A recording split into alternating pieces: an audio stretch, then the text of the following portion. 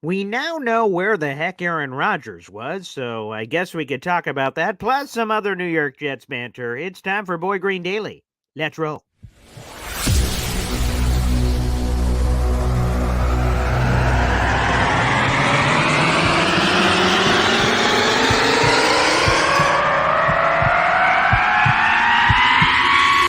Zoinks! It is unequivocally the Super Bowl for New York Jet fans. Field Yates, baby. Field gosh darn Yates. Let's bring him on the show. Come on, people. Connor Rodgers is joining the show. What's up, Connor? But Trevor gosh darn Sycamore, baby, for me, personally, my favorite New York Jet of all time. Wow, it's great to be on. What an intro that was right there. Paul, nobody does an intro like you, man. Paul, you give the best intro of literally any podcast that I've ever been. I'm gonna lose my gosh darn bananas.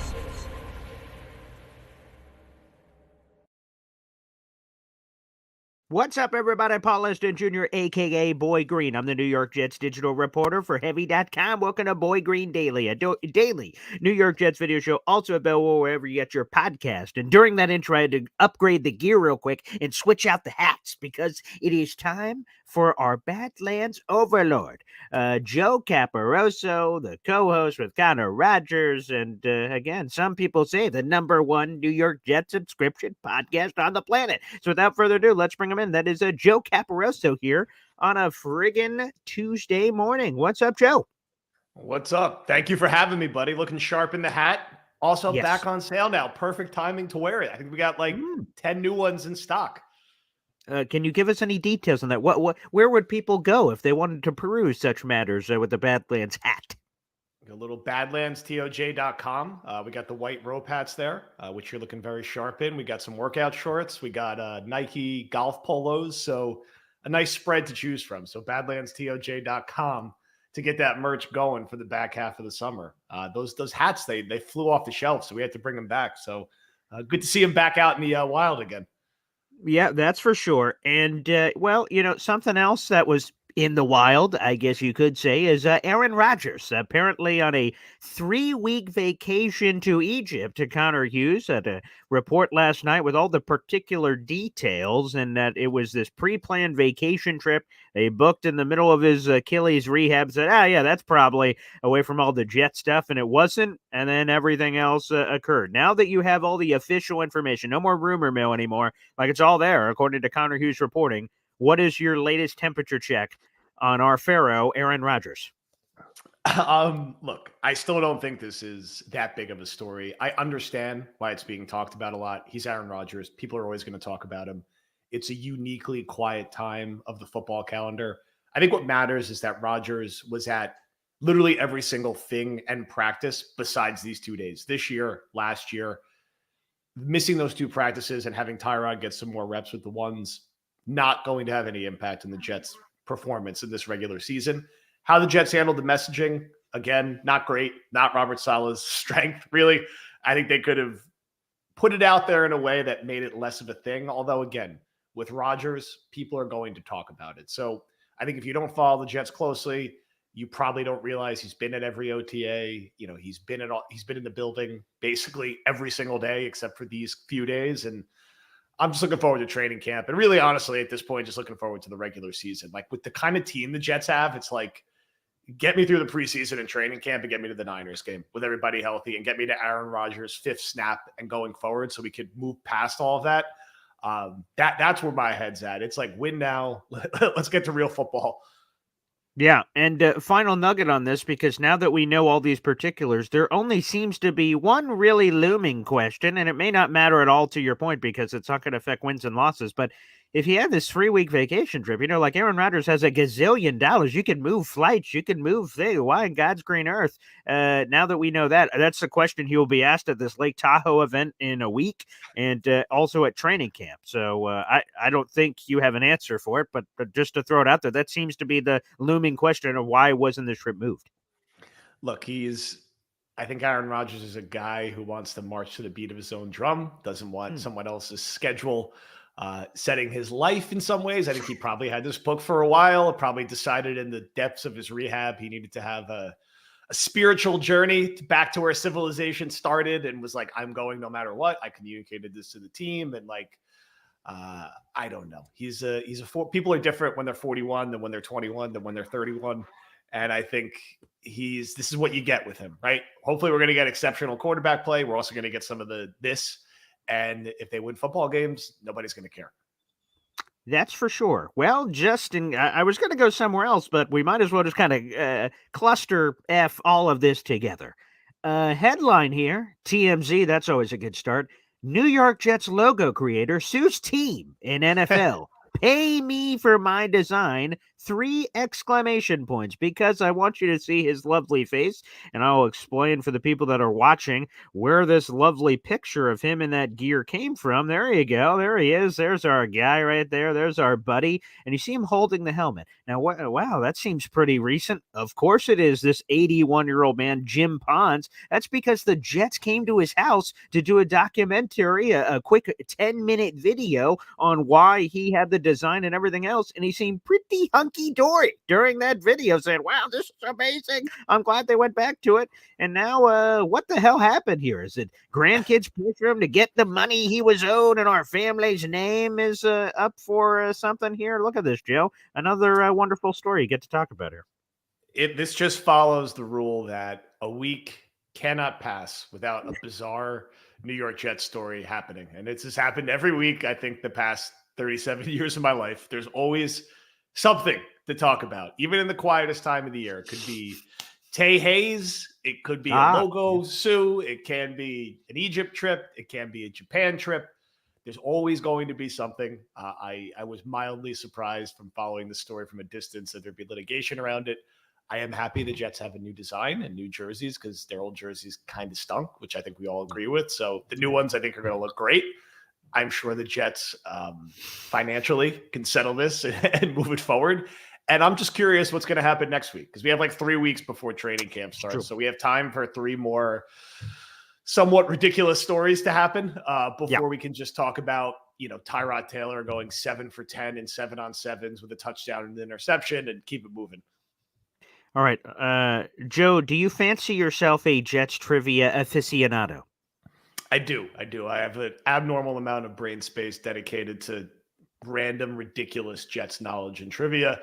It's one of my superpowers, as I like to say. How that benefits me, still TBD, but I do know a lot of random Jets stuff. But now you're probably going to stump me now that I put that out there.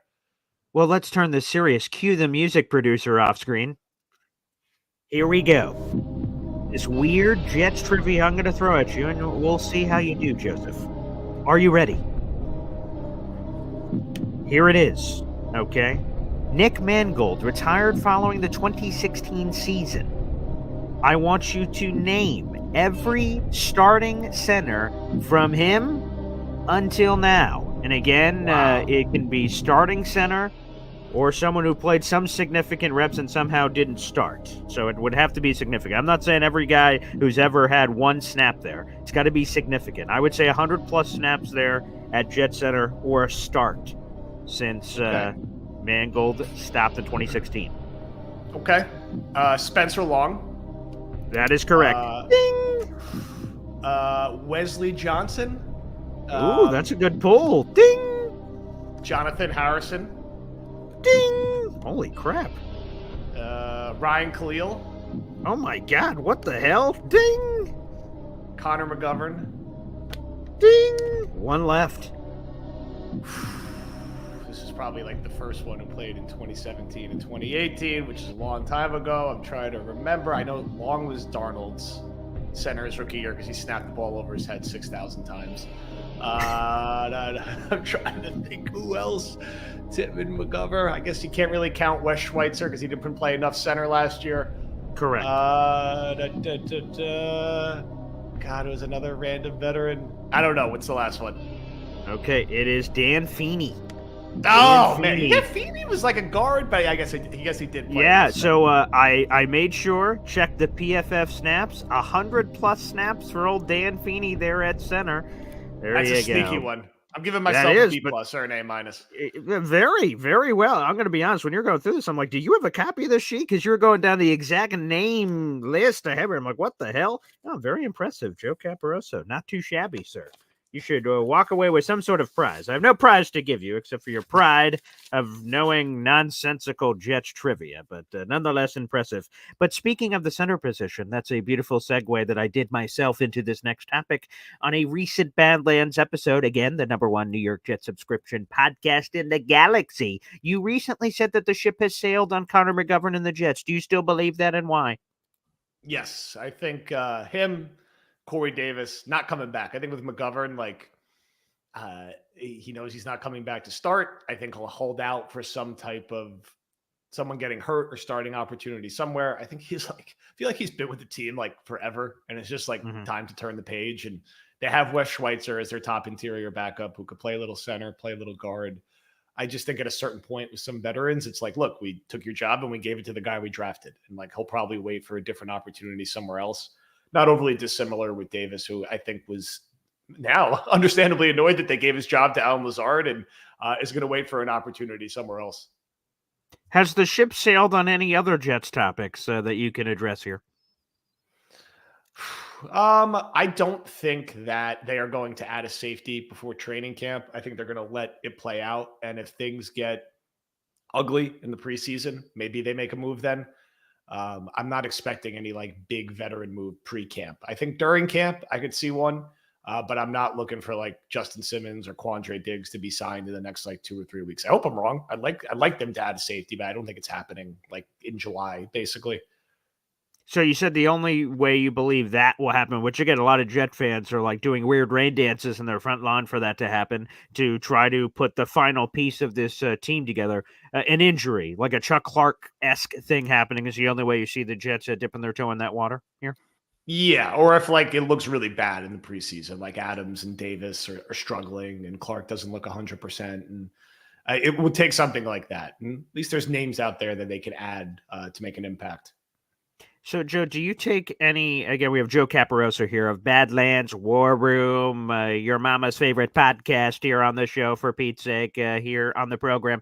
Mo Moten, a mutual friend of ours of Bleacher Report, every time a Davante Adams thing happens, he tags 2 people. It's me and you, Joe. We've made enough of an impact of annoyingness, apparently, on Davante Adams, Jets, Raiders stuff that we're in there. Is that a source of pride for you, that you are one of only 2 people in Jets land that he tags anytime he wants to address that randomly with his fans or in some podcast or anything of that nature? Yes, I'm a big fan of Mo. He's been on Badlands like 4 or 5 times. He's up there with our most frequent guests. Great commentator. And we just disagree. I think there's a real world where Davante could end up on the Jets.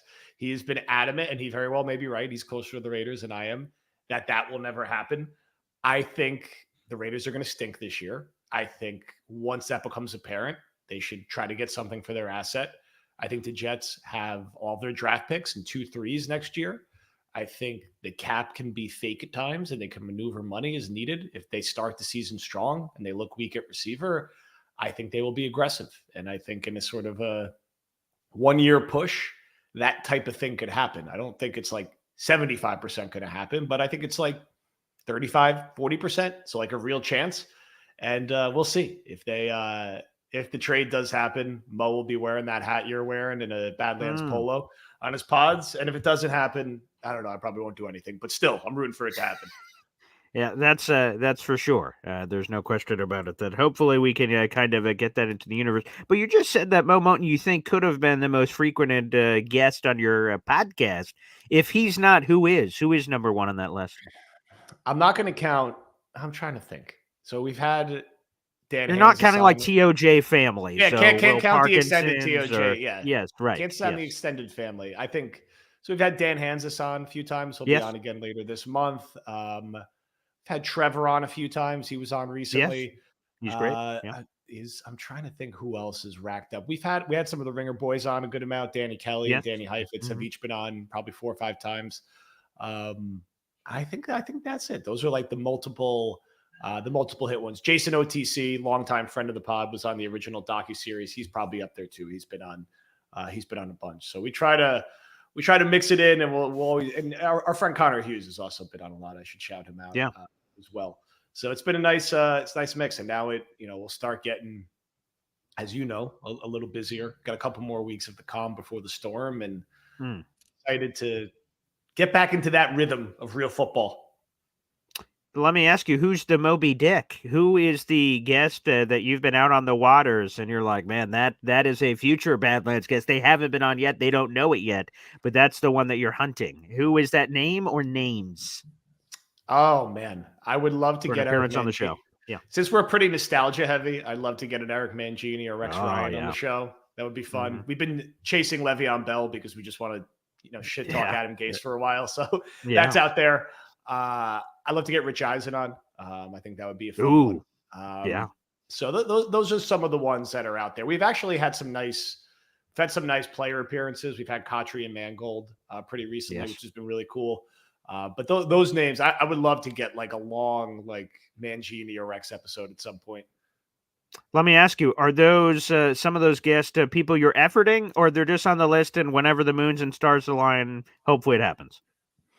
Mostly just on the list. We've done some, we've batted our eyelashes on Twitter at Le'Veon a few times, but we got to figure out how to get that over the hump. Mangini, not the easiest guy to track down with this stuff. We've had some people reach out about they might be able to help with Rex. It's not something I've probably put enough energy and effort into. It's something that I need to do a little more of in between all of everything else in my life, but we'll get him eventually. I think kind of similar like the Kotri and Mangold things, like these things sometimes just, click and break through and happen. And I think between Connor, myself, and Will and the rest of the gang, we could figure some things out. Will's had a couple great guests on the feed lately with McCourty and Yastrzemski and Coakley. She's had some good people. It's been great to have that, flowing through on Saturdays on the feed as well, because that's something he does a really good job with.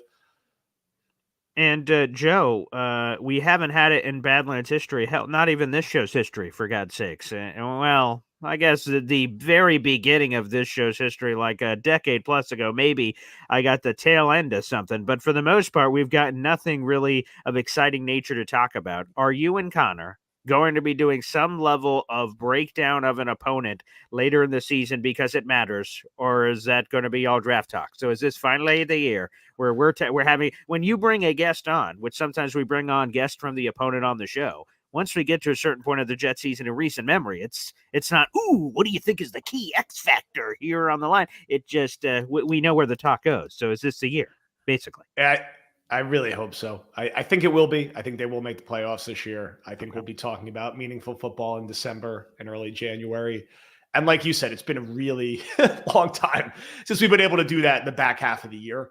I would love to get to do something different and put some time, energy, and effort into that type of coverage. I'd love to be doing like a film room on a playoff game matchup or like a win and in matchup.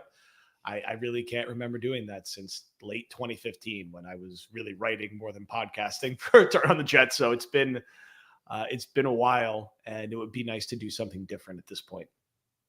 Joe, as a Jets fan, are you damaged goods? Do you have battle scars and things you talk to a therapist, i.e. Tony Soprano, on a week-to-week basis? Do you allow yourself to be positive or optimistic? Because there's been a lot of Super Bowl hubbub last offseason. There's some Super Bowl hubbub here. Do you say, no, I've been here before. I refuse to dip into those waters until we're actually in those waters? Or do you let yourself play?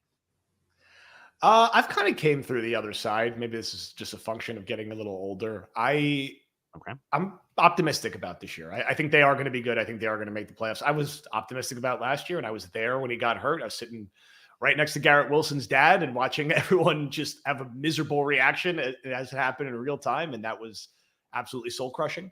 It double hurts now because it doesn't just impact me as a fan. It impacts, candidly, our business, because I never get when people are like, oh, you just want the team to be bad for clicks and views and listens. And it's like, no, it's all that stuff is better when they're good. And I don't know why people don't get that. So that makes it hurt double. I have a patient wife who deals with all my Jets whining, and I have patient family and friends. And honestly, Badlands is a great forum for it. I get to talk about it basically every day and get it off my chest. And I do generally miss, as just a fan, of watching them win, watching them, win a playoff game, get up the day of a playoff game, play important games. I think, I was younger, but didn't realize it at the time, but we were spoiled in that 1997 to 2011 window when they either had a winning record or made the playoffs in 98, 2001, 2002, 2004, 2006, 2009, 2010, all playoff years. And a lot of times they won playoff games in those years. And even the years they didn't AFC make the championship playoffs, trips, right? yeah, 3 AFC championships in there. Even the years they didn't make the playoffs, like 2008, they had a winning record, and it was interesting with Favre. They weren't like horrible, you know what I mean? And even 2011 was that too. They were 8-5 and probably should have made the playoffs. So to be in this sort of prolonged period where really outside of 2015 and when they were 5-2 a couple of years ago, there's not been any daylight on them being like really competitive. It's been a lot of like tanking and waiting for bad young quarterbacks to never develop. So I think I'm happy to see something different tried this year. And I think they're going to be good. It's just a question of how good. Are they going to be 8-9, 9-8, and like a week 7 seed who gets killed wild card weekend and everyone's like, or can they go be 11-6 and, win the division and host a home playoff game? Yeah, would be pretty interesting. Speaking of hosting games of any sort, let alone playoffs, how many games are on the docket for Joe Caporoso to attend this year? Look, I usually probably only go to about 1 to 2 games a year. I don't go as much as I used to. It's bluntly easier to watch, analyze, rage tweet, rage Discord, and podcasts from home than going. I do like to go about twice a year. I'm trying like hell to go to the London game. I think I probably will. I'll probably go to the home opener against the Pats, and then I'll kind of play it by ear. Like if they're terrible, I'm not going to the Tim Boyle game in the rain like I did last year. If they're good, you usually end up like convincing yourself to go. So I think when I was younger, I used to go to 6-7 games a year. I'll probably go to like 2 this year, depending on how good they are. And London's what I'm really hoping to do. So I'm excited about that one. Their schedule's weird, but anytime they get a chance to play overseas, I think it's a pretty fun and unique opportunity. No doubt about it. But you mentioned Jets Patriots. Hey, Joe, if you end up saying, you know what, I do want to go to Jets Patriots, because by the way, why the hell wouldn't you? We're hosting a tailgate special. Joe Caporoso, the Badlands family. The invite is open, my friend, for the food and the alcohol, and of course, the tickets as well. So, hey, man, if you just choose to dip in the water, you want to swim around, have some fun, dive in, the invite's open, my friend. The door's open. Listen, I'd love to hear that. I know it's a Thursday night game, so I'm going to take off work on Friday, but that sounds great. It's nothing like a good September home game if the team's good. And God willing, they're 2-0 and they're like 9-point favorites against this crappy rebuilding Pats team. And, we could be a normal, fun football team for once and start like 3-0 and beat our division rival by a lot of points. So that would be nice. Not a lot better than last year's home opener ended up being, although they did win. Yeah, that is true. Although I remember they were, what was that? 2000. You'll know, Jets trivia historian. What was that? It was in 2009 or 2010 when they started out 3-0, beating the Patriots at home. What was that? 2009. That was 2009. They started 3-0. They beat the Texans on the road, the Pats at home, and the Titans at home. Started 3-0, dropped down to 4-6, finished 9-7, got in the playoffs, and there it is. That's all true. Look that up, by the way. Oh, look at that. See, Joe knows his stuff. By the way, Joe's only with us for a few more minutes, but the phone lines are open. It is the pinned comment on YouTube if you'd like to call into today's show. That is youtube.com/boygreen25. Feel free to hit that up for any final questions for Joe Caporoso. I'll stay on for a few minutes after that to answer any more of your questions that you guys have potentially coming in here. To you, Joseph, with training camp right around the corner again, report day is the 23rd, first practice is the 24th. So again, we are right on the precipice here, about 3 weeks out. And again, I'm fascinated to see what storylines are going to pop up between now and then. That always keeps things interesting. But speaking of Jets-wise, what is the most underrated training camp storyline that you're looking forward to watching come here in a handful of weeks? I think it's going to be the receivers, because on paper they need another receiver, like period. They just do, because we don't know when Mike Williams is going to be right and everyone else is unproven or bad after Mike Williams and Garrett Wilson. So can Brownlee and Gibson have a great summer where you're like, oh, those guys are actually really ready for bigger roles? Can Corley really hit the ground running as a rookie? Between the three of them, you need someone to really kind of step up behind Garrett and Mike Williams. Lazard's going to be on the team. He's probably going to play 18 snaps a game and do some blocking and but he's going to be there. But I'm most interested, can Gibson, Brownlee, Corley, as the young trio of receivers, have a good August? And they're going to get a ton of reps because Mike Williams is not going to play really. Lazard's going to be out there just dropping passes. And, Garrett is Garrett. He's going to be awesome. And I hope they don't play him a lot in the preseason, so he's ready to roll week 1. All right, what's the most overrated storyline? What's something people are putting way too much stock in, but it's a whole lot of nothing burger? I think the Reddick thing will go away quick. I think by like August 5th, that contract will be squared and it won't drag out long. I think anything Rodgers associated in training camp is going to be a non-story. I think at this stage, he'll practice here or there. Hopefully he plays like not in the preseason or maybe like one drive again, like last year, if that. And I just think it's plenty of time for Tyrod Taylor to get reps. And it's a good August for the Jets young pups, because I don't think we're going to see a ton of Tyron Smith, Morgan Moses, Aaron Rodgers, Breece Hall, Mike Williams, like very light with those guys. Get us to the Niners game. How many double-digit sack artists are we getting this year, if any? I think we'll get 2 narrowly. I think you'll have Reddick with like 11.5 and Jermaine with 10. I think both of them will narrowly get over that, and you'll get another like 7 from Quinnen. So we're just going to get, I think that was last year too, where the Jets in a team sack perspective were very high, but they just nickel and dimed you to death. That there was a bunch of guys that were involved in the mix. Is that the water you're drinking? Yeah, I think with how they rotate and how they play defense, that's the right way to look at it. You'll have, kind of like I said, a guy at 11, a guy at 10, a guy at 7, a couple guys at 5. That's probably how it ends up stacking up. Was that Quinnen Williams 12 and a half sack year that he had, like the best he will ever have from a sack production standpoint? And he just kind of popped and he's going to settle more in some of those ranges you were just talking about? I think so. I think with what they ask him to do and his style of play, and this isn't a bad thing. He's awesome. He's one of the 3 best interior defensive linemen in football, if not one of the 2 best at this point. I think he's going to normally be like a 5.5 to 8.5 sack guy and still be really disruptive. It's hard for an interior defensive lineman like that to have 12, 13 sacks. There'll probably be another year it happens, but I don't think it's going to be like an annual thing.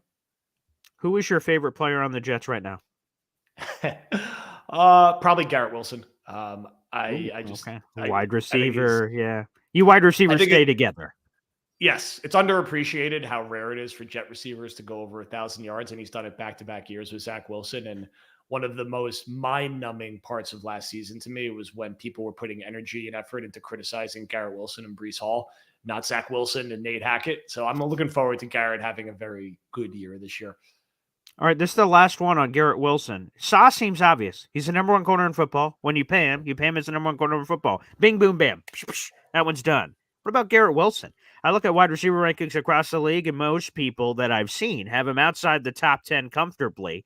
And he has had team records, right? Like 1,000 yards to start a season in Jets history. We've never seen that before, back to back. So that's impressive. But he hasn't had NFL elite, crazy, top 3, top 5 wide receiver production. How do you pay Garrett Wilson after this year if he does have one of those years? And what if he doesn't? How do you pay Garrett Wilson? How do you figure out what he should be paid versus everybody else? It's going to be a tough one. I mean, it's going to depend on the production this year. It's going to depend on what kind of season it is. It's not like an immediate pressing issue after this year. Like, you do want to get it done proactively, but I think Sauce will go first, and you'll probably have some banter back and forth before they eventually settle on how and what to pay Garrett. It's going to go hand in hand with what happens with Breece and Jermaine, but I think he'll have the kind of year that will demand they make him he's not going to be the highest paid receiver in football, but he'll, if he could go out and have 12 touchdowns and 1,300 yards, I think it quickly becomes like priority number 2 after paying Sauce long-term. All right, Joseph, give some shameless plugs for Pete's sake on Badlands. What the hell do you guys have coming up with training camp right around the corner? Well, it's patreon.com/BadlandsTOJ. Daily podcast, videos. Connor and I have some X's and O's talking Jets defense dropping later today. We have a podcast dropping tomorrow. Dalvin and I have a podcast dropping Thursday. Dan has a podcast every Friday. Will has a podcast every Saturday. You get the point. It's a daily podcast, audio, video. Patreon.com/BadlandsTOJ. And if you want merch like Paul's wearing, badlandstoj.com. Hat, shirts, shorts, get them now. Joe, also, July 4th, what do you got planned? Are you going to be at home with the family? You guys doing something funky? What are you doing? I will be home with the family, barbecuing, sitting a lot, drinking a lot, eating a lot. That's about it. Hopefully not tweeting too much and just relaxing. Hopefully no Jet stories to react to. Joe, thank you so much for jumping on the program, brother. We'll have to do it again soon. Absolutely. Thanks for having me. There he is, Joe Caporoso, joining us on the show from Badlands, baby. But let's jump over to the phone line. Sorry, people, we had to be out at a certain time, and so I will just answer your phone call, so you have to deal with me, I'm afraid. But let's go to it. We've got EZ here on the show. What's up, brother? How you doing, Paul? Good morning. Excellent. Yes, thank you. I was listening to what he was saying about paying the guys, and I think everything depends on how the season goes. I mean, there's no point in paying premium dollars if we lay an egg this season, which I doubt.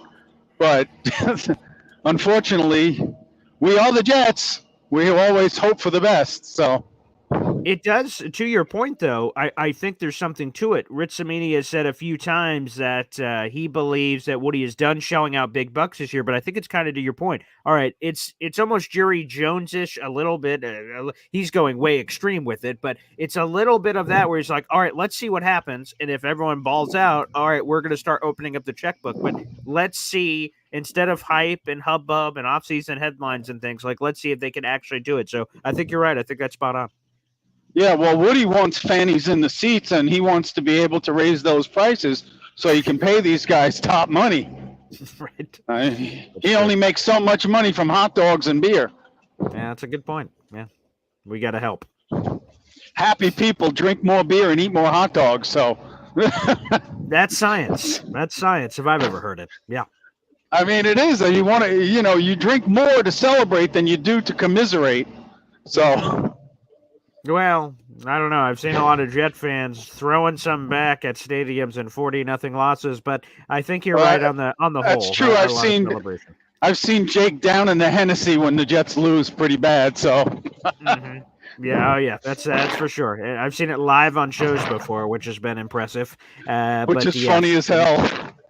Yeah, he gets irritated and he throws everybody into the shadow realm.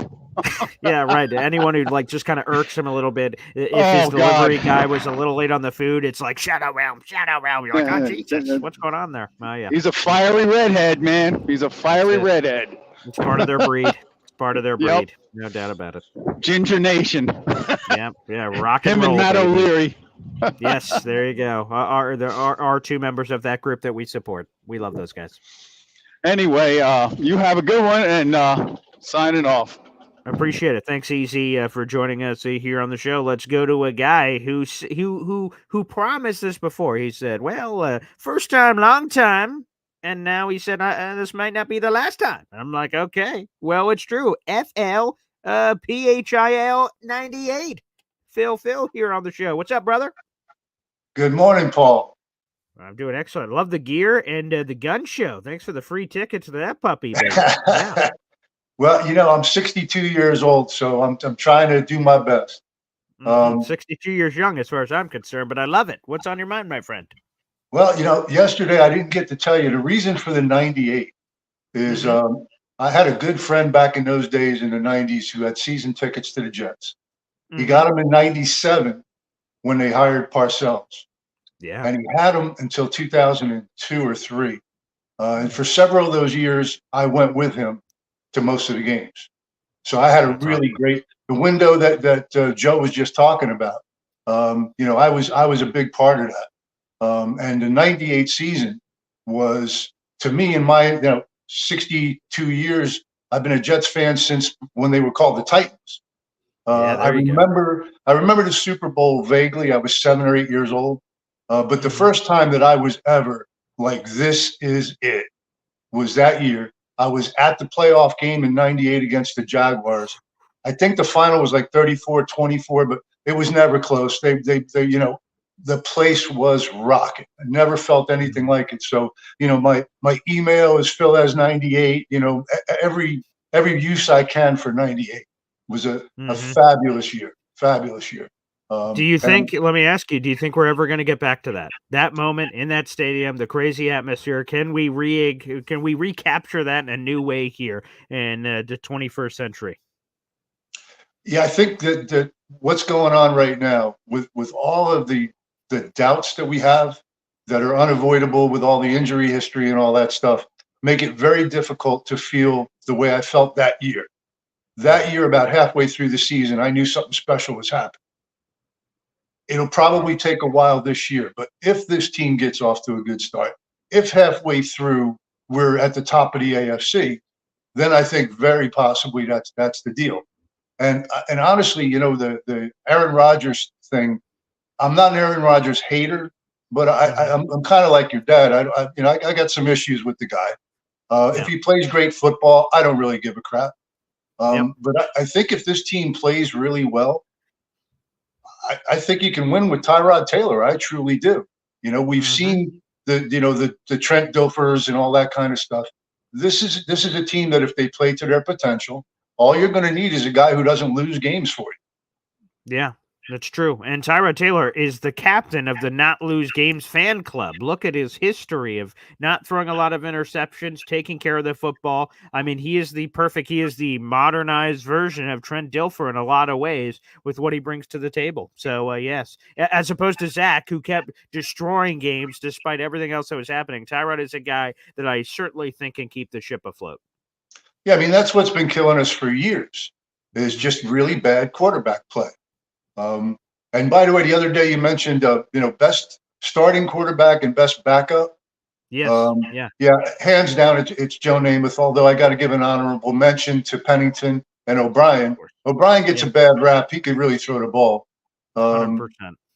But based on the question that you asked, the way you asked it, a guy who had played a lot of backup in his career, hands down, the guy is our 2015 starter. Ooh, Fitzpatrick. Interesting. Fitzpatrick. That's the best backup quarterback that they ever had. That's true, because he was supposed to be the backup. Geno was the guy, and then we all know what happened to Geno. So that is true. It was a very flash in the pan thing. I think they wanted it to base off of their Jets tenures only. So I'm not sure how much of maybe 2016 Fitzpatrick didn't play at all. I don't know who the other quarterback was in that season, but yes, he's the Harvard quarterback, played forever, made a lot of money as a longtime backup, no question. Yeah, I like that answer. Yeah, well, and again, he did what he had done multiple times. He came in as a backup. He won the job. He played great. He parlayed that into a big contract, and then he went back to being kind of mediocre. Yeah, that's it. That's the adventure of Ryan Fitzpatrick, it seems. So, yeah. One other thing is that I was really impressed with Joe's answers to those questions. Holy crap. I mean, that was something, man. I consider myself a pretty knowledgeable Jet fan, but that was something. Yeah, I wasn't sure because it just kind of hit me because I was at the radio station last night. We do a lot of trivia there, so I was grabbing some of the trivia music and stuff, and I'm like, oh, let me get a great question. I'm like, I'm like, oh, who the hell would know this? And like I said, I have it. Let me see if I still have it here.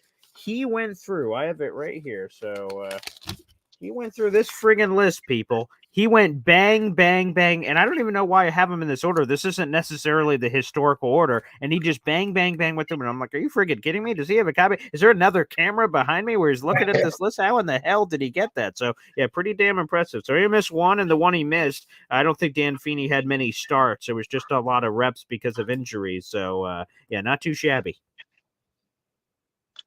All right, well, as I said, this won't be a rare thing at this point. Oh, yeah. I really, really enjoyed the show, and thanks for bringing me in. Yeah, and thanks for being a part of it. The phone lines are always open, brother, so I'm glad that we opened those up to the great people. Again, those lines, I'm glad that we did that, I don't know, a year ago or something. We started opening up phone lines. It's really cool to get to talk to fans. So, yeah, there you go, baby. FL Phil 98. Now we know the origin story. I love it. What a great guy. All right, let's go back to the phone lines. We got Ricky New York live, baby, here on the show. What's up, Ricky? Hey, what's happening, Paul? Now, let me ask you, that list of centers from then until now, I didn't hear Joe Tipman's name on that list.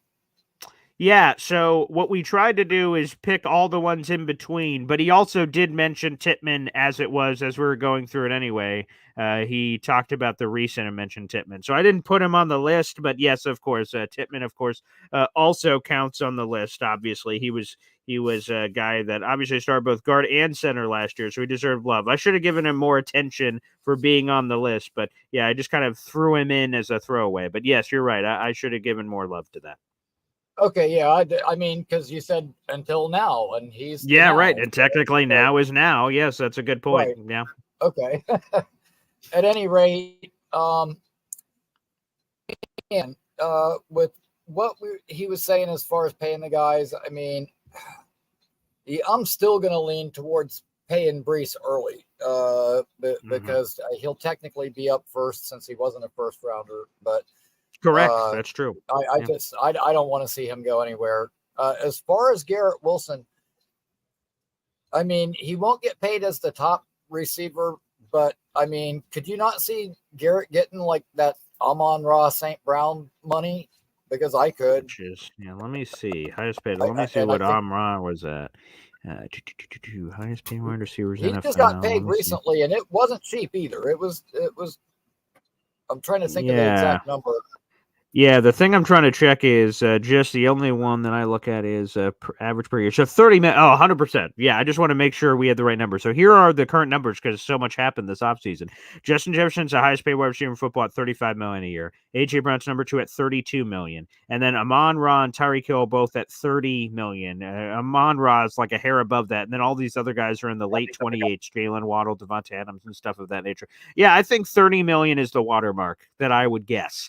Is, again, the Amon-Ra range. Now, Amon-Ra has had those seasons of craziness that Garrett has not yet had. So that's the part that's interesting to me and how it's a little complicated. Like, I want Garrett. That part's not complicated. That part's easy. But figuring out the right money for both sides, because Garrett's like, well, I'm super talented. I've played with 7 quarterbacks. No reason I haven't put up more numbers. And the Jets are like, well, the numbers are the numbers. So I can understand how they argue it. So hopefully, long story short, they find common ground, which I hope is, like I said, in that 30 million pocket. You're right. Amon-Ra money. Some other guys might get paid before Garrett gets eligible, but yeah. Yeah, which I mean, I'm projecting a little bit. You know, Garrett hasn't had some of those crazy games, like you said, but I think they're coming. And I think that'll happen between now and the time that we actually pay him. So I was projecting a little bit there with that. But, man, you know, it's crazy because obviously I want to keep all the guys. And all I can pray is that, you know, the salary cap keeps going up and, you know, maybe the guys that get paid between now and then that at each position, that price doesn't go up because holy cow, with CMC and AJ Brown and Justin Jefferson, these prices are getting crazy. They're making it real hard to afford everybody. The question is, though, are these guys outliers? So Justin Jefferson's making $35 million per year. The next closest guy is $3 million away. That's a gap. Christian McCaffrey, he's making $19 million per year. You know? Yeah, that's an outlier, but I knew that one was going to be because, you know, like when the stupid thing went around and there was like Jets fans going, oh, we need to trade for Justin Jefferson. It's like, we've got $6 million to work with. He just turned down a deal for 30. What on earth makes you think we can get him here? I mean, it's great to say, oh, well, let's trade for this guy, but you got to pay the guy too, you know, and that goes back to the Ayuk thing too. So we're going to give away a first rounder and hand out 25 mil a year easy. No, we can't do that, man. I mean, when you say we need to trade for Brandon Ayuk, what you're saying is I don't want to re-sign Garrett Wilson and keep our own guy, because if you do it, that's exactly what's going to happen. So I was never on that boat, never in favor of any of that. I want to keep our guys, definitely keep our core 4 and, oh man, things are going to get interesting. See, that's the interesting Jet stories we should be talking about. You know, not who missed 2 days of stretching to go on vacation. Who cares? You know, not like, oh my God, the season's over. Somebody had a blister. I mean, oh my, yeah. I mean, I get it. They all want to talk about the Jets. They just need to learn to talk about us for the right reasons. At any rate, that's pretty much all I got. I think I'm done now. So All right. I love it. Thanks, Ricky. Appreciate you, man. And yeah, hopefully you can teach that very hard lesson to the national media. I love it. All right, let's go to someone that dipped his toe in our fantasy football waters here. Brandon Bradshaw here was the number one pick in one of our gosh darn fantasy leagues. It's like, hey, I want to be in, and then he just Jedi mind tricks his way to the number one pick. Pretty gosh darn impressive. What's up, pal? I knew. I could feel like if I jumped in, I was going to get the number one pick. I just had a feeling. So.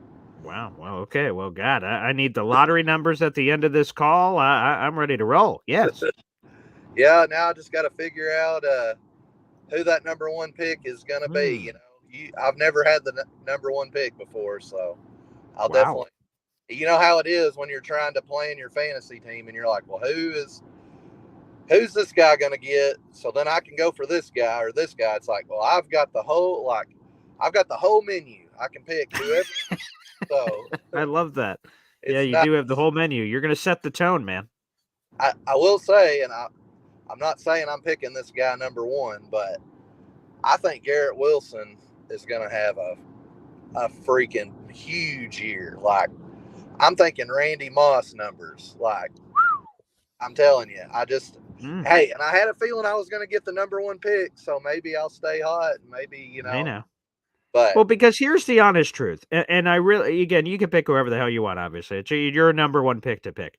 But this is a snake draft. You're picking at 1. The next time you pick is 24, and then 25. Yeah. You get back-to-back picks. So, like, to be honest, fantasy's supposed to be fun. I'm not advocating for you to pick Tim Tebow, but, you know, do whatever the hell your heart and engine and everything says. Like, for instance, Garrett Wilson's a great example. If you don't take Garrett Wilson at 1, you ain't getting him at 24 or 25. No. So, like, or Brees or whoever these guys are. Like, so that has to factor into your decision somewhat. Of course, value and things of that nature, because, you know, the value of 1 to what you're going to have at 24, 25. If you take Tim Tebow at number 1, 24, 25, boy, you better kill those picks because Tim Tebow ain't going to help you. You know what I mean? So there's a lot to it. But fantasy at the end of the day is supposed to be fun. And God, I hope so. That's my thing for Garrett, because that makes the conversation very easy. If he finally has that Randy Moss, to use your words, kind of season, then okay, the payment is very easy after the year. If he has another year, which is really good, right? I don't know, 80, 90 catches, just over 1,000 yards, like 4 touchdowns.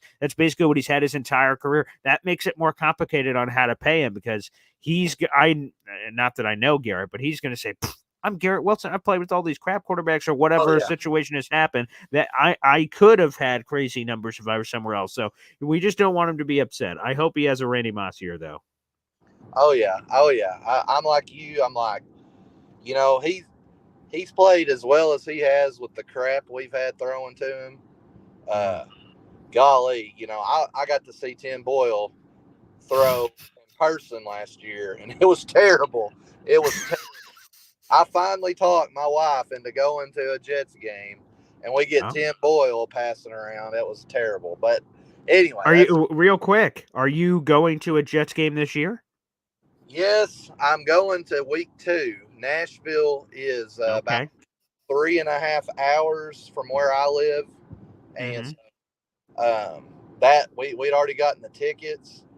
I was trying to talk my wife into taking that whole week off and us get on a plane, and then we could watch the Thursday night game. So I've been trying, and we have enough vacation days, so I'm trying to make it happen. I know I have till July 8th. That's right. To join in with us, baby, and tailgate with us, have the tickets and everything. Yeah. All right. Well, I'll try to do that. I'm trying to work the magic, so we'll see. Ooh. But, okay. Well, your magic got you the number one pick. If your magic doesn't work for this, the wand isn't working. I have no idea what's happening there. So yes, use the magic, baby. Exactly. I had one other thing I wanted to mention. Real quick. Sir. When you were talking to Joe, you know, the whole thing with Aaron Rodgers, and it's a broken record on all this, but I think another reason that it gets so much publicity is so, like, heck, I mean, how many years have we thought we were going to make the playoffs? Or, like, I was at the game where Brett Favre beat the undefeated Titans that one year, Oh, And I I love that made 10-0 Titans. Oh, what a great game. Oh. and I'm just saying, after that game, I was like, "There's no way we're making the play. Like, we're not going to not make the playoffs." It's like, yeah. So I learned my lesson to never say that again. But I'm like, Mm. we've had that instance. We had 2015. I just knew we were going to go in 2015, and then just a couple years ago, and then last year we thought we were hyped up, and then the thing happened with Rodgers. So I think a lot of fans, it's just one of those things where it's too good to be true.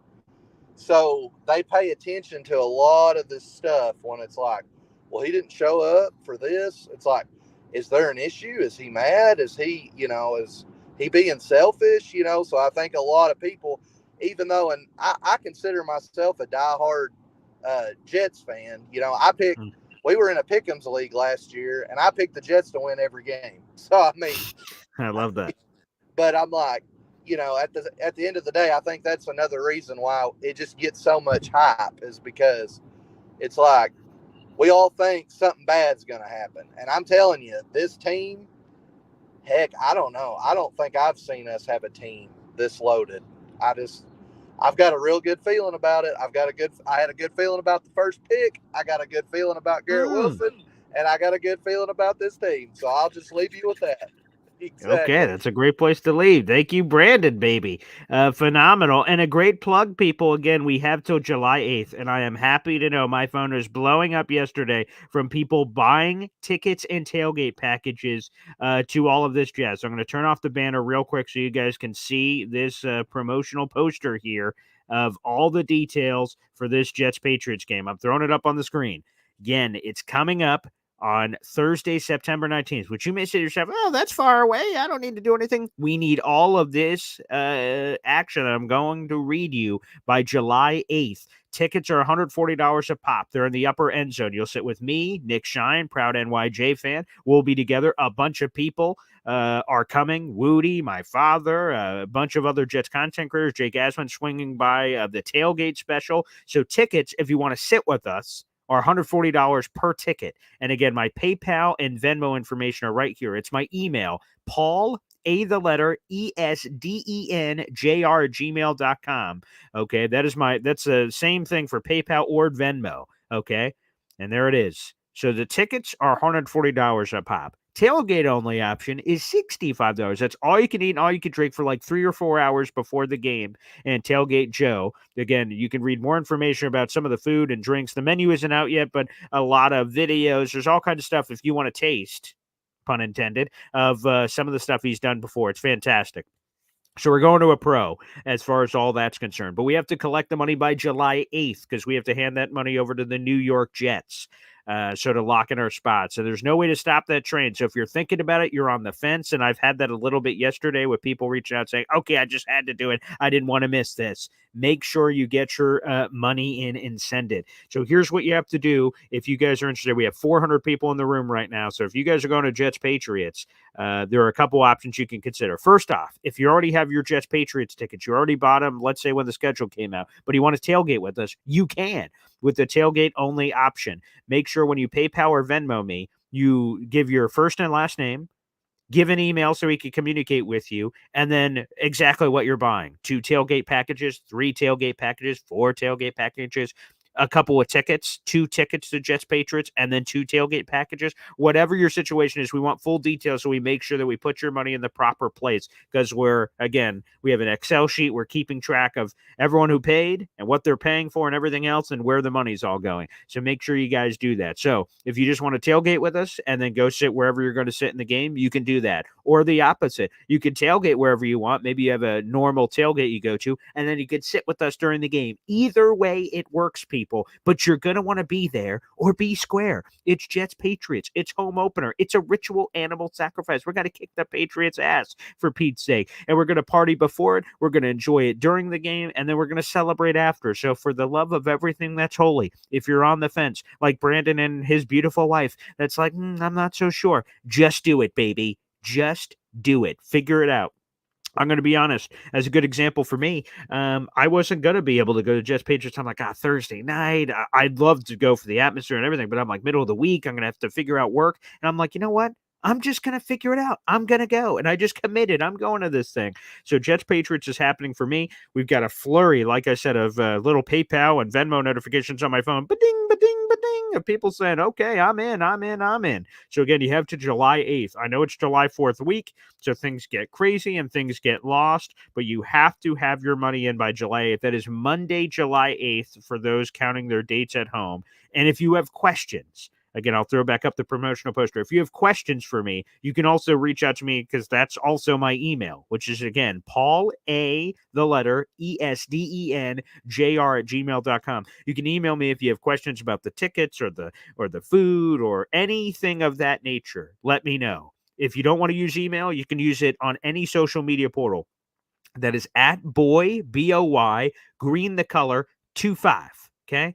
Facebook, Twitter, Instagram. You got questions, let me know about this thing if you have any questions about all of it, which, again, people have. I've gotten several Instagram messages saying, hey, what is the food available or what is the drinks available? And if I have answers to your questions, I will share them. If I don't, I will get you answers to those questions. So feel free to hit me up on any of those social media portals, again, at boygreen25 on social media. It's also on the scrolling ticker. And again, I want to see as much of you as possible. I'm looking to meeting so many of you in person, you guys of the Boy Green Coffee Club and the YouTube membership group and everything. I've seen your avatars. Sometimes you people have called in, but I want to see you in person. I want us to celebrate what should be a historic season for the gosh darn New York Jets. So everybody, there's my spiel. That's everything that's going on.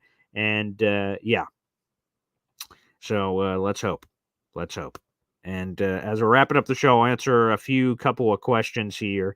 Yes, Christian McCaffrey, as Jared B says, is going number one pick 99% of the time. So that would probably be a strong consideration for Brandon, I would imagine, is CMC or any of you in fantasy football that have the number one pick. I don't have the number one pick in any of my leagues. I'm in 4 leagues through my radio show, and the highest I am is 3. There's like an 8, 10, and 12, I think, are my other spots. So I'm picking mostly late, but number one pick would probably be strong consideration of Christian McCaffrey, strong consideration if you really want to get bold of a Breece Hall or your favorite receiver of choice, whether that's CeeDee Lamb or Garrett or Tyreek Hill or Amon-Ra or whoever your guy is. That would be another one I would say in the conversation. But I'm a former running back guy, so I normally lean towards running backs, typically. Is how I'm an old school guy. I like running backs. And Uncle Tio jumps in and says Garrett Wilson's ADP in standard 12 teams league is 4 to 8. So there you go. Which again, to my point, if Brandon wants Garrett Wilson, he ain't getting him if he doesn't pick up number one. I'm not saying he has to pick up number one. Make whatever decision you want, but that's the truth. If you don't pick him, you ain't getting him. So that's a good conversation. Plus, I think in the league that Brandon's in, I'm pretty sure that's our 4th league. I'm fairly certain that that grouping has a few Jet fans in there, which could, of course, increase the package of possibilities for Garrett to potentially go higher than that as well. Others are saying Priest Holmes or Justin Tucker, Adrian Peterson. There's a lot of options out there on the boat for you guys. Again, everybody, what I just need to tell you is this. Make sure you guys like the video, hit subscribe. We got 400 people live in the room, and I know there's plenty that watch after the fact or listen. For instance, I got an email. Let me give this person a shout out. We have someone that watches / listens to this show in Ireland, and I want to give them a cool shout out here on the show. Let me scroll through. I got a lot of Venmo, PayPal notifications. Let's give a shout out to Stephen from Ireland, who emailed in yesterday and said they're a big fan of the show, and it looks like they are coming for the Jets-Patriots game. Unfriggin' believable.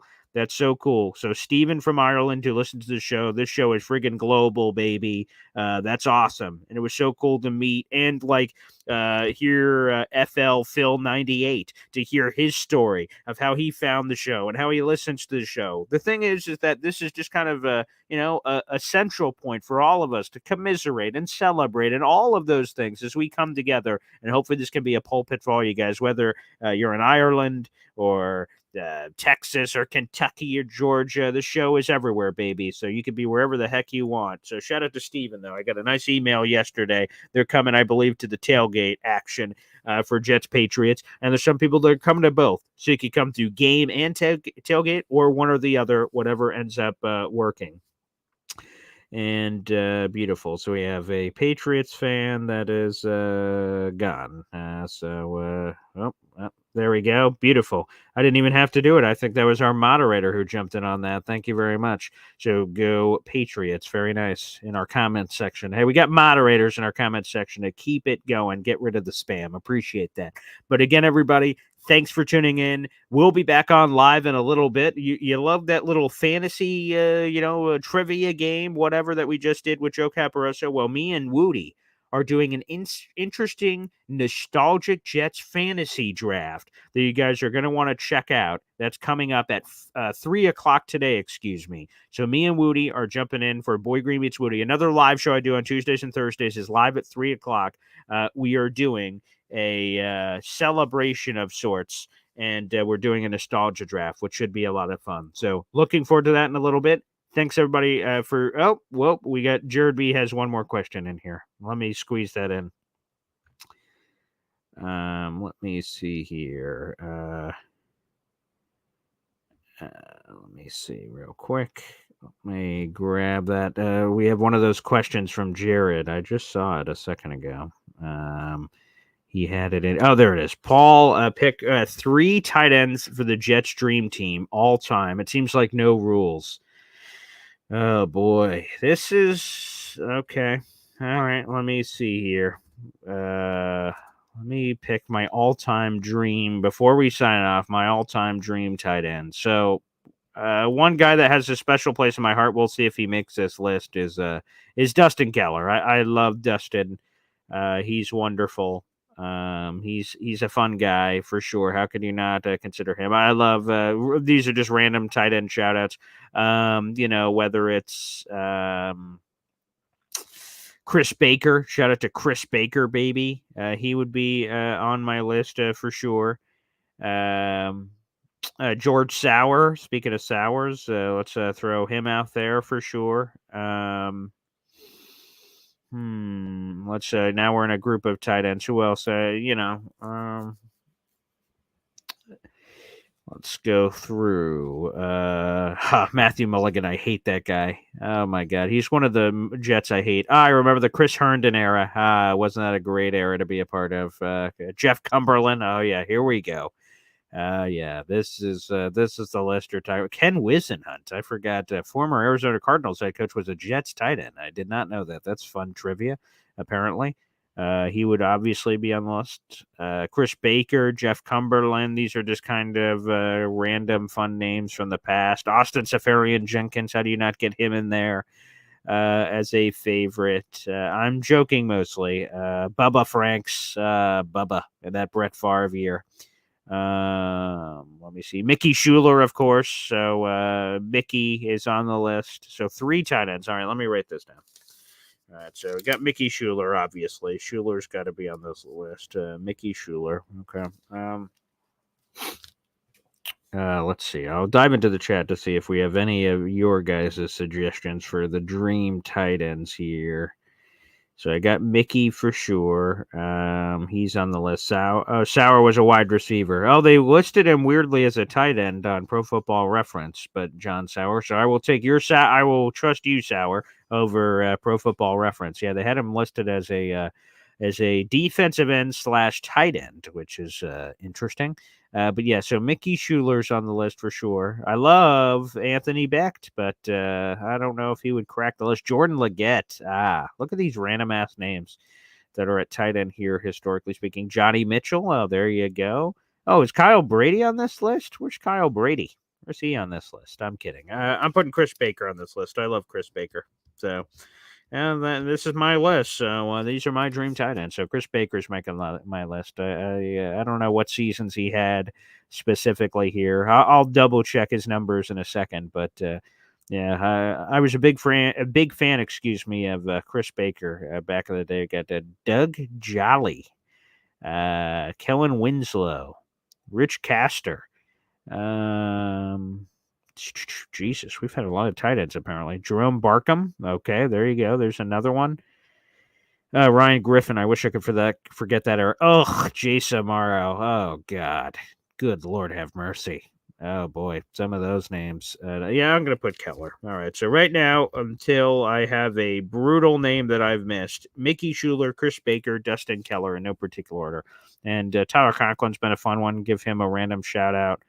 Yeah, there we go. There's the random list. Yeah, Barkham was good, is what John Sauer says. I'll have to take his word for it.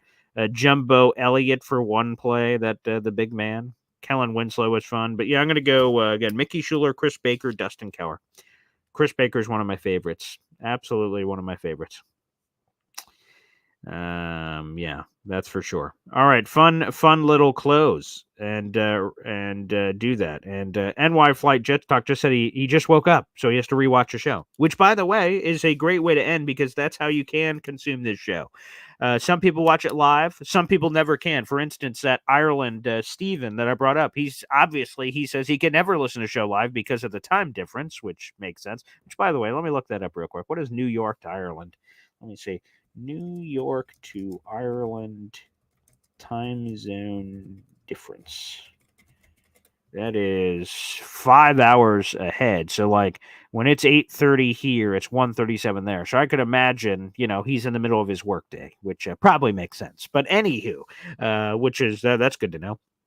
But the fact of the matter is whether you watch live or after the fact or audio, there's a bunch of people who listen to the audio only version, which by the way is how this show started.